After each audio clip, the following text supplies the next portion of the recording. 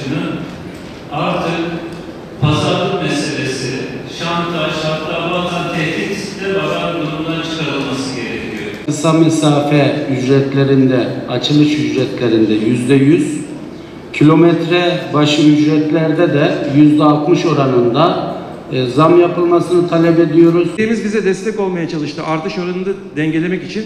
Belediye meclisine gittik, sübvansiyon istedik metro için. İstediğimiz sübvansiyonun 1/10'ini kabul ettiler. Bu uzatmaya gerek yok. Siz şerhinizi düşersiniz kararın altına. Dolayısıyla yani bakın bunu samimiyetle söylüyorum. Bakın. Bizim burada gemilerin bağlılığının araçların gitmesinin Minibüs ve otobüs ulaşım ücreti kıyaslamasından bahsetti Serdar Bey.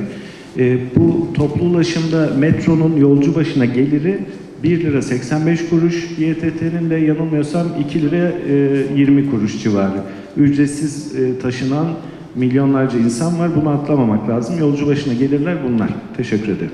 Şimdi az önce Serdar Bey Tekirdağ'da, Kocaeli'de, İzmir'de biz verdik dedi. Şehir içi ulaşım büyükşehir belediyelerinden kanunla alındı da bakanlığa mı bağlandı? Açıkçası bizim o konuda bir bilgimiz yok. Ama fiiliyatta öyle bir bakış açısı varsa onu da öğrenmek isteriz. Bizi ayırmayın. Ayrı günde, ayrı tarihte, ayrı oranda bize zam vermeyin. Bizi birleştirin. Biz de tekerlekli aracız. Biz de mazot yakıyoruz. Akaryakıtla dönüyor bu teker. Bizim de işçilik parça giderlerimiz var. Otobüsün de var, metrobüsün de var. Yıllardır her idareye şunu söyledik. Bizi ayırmayın. Birleştirici olun ve aynı günde aynı oranda zam yapalım. 36 sanda olsa Yunus Bey. biz bu seferleri yapmayacağız. Yunus Bey. Siz belki mutlu olursunuz ama toplum size bu mezarlık sonra... Peki Yunus Bey bir şey sorayım size. Tamam. Tamam bir dinleyin beni. Ben de size bir sorayım. Tamam. Sen orada Tamam. ne iş konuşuyorsun? Bütün iradeye... Yunus Bey lütfen. dinler misin? Yunus Bey. Yeteri kadar tartıştık. Bence oylama zamanı diye düşünüyorum. Dolayısıyla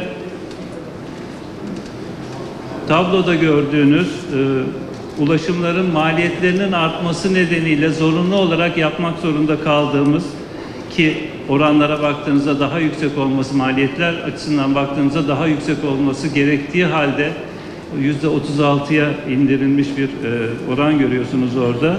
Taksi dolmuş ve minibüs ücretleriyle elektronik bilet ücretlerine %36, servis ücretlerine %27 oranında artış yapılmasını oylarınıza sunuyorum. Kabul edenler?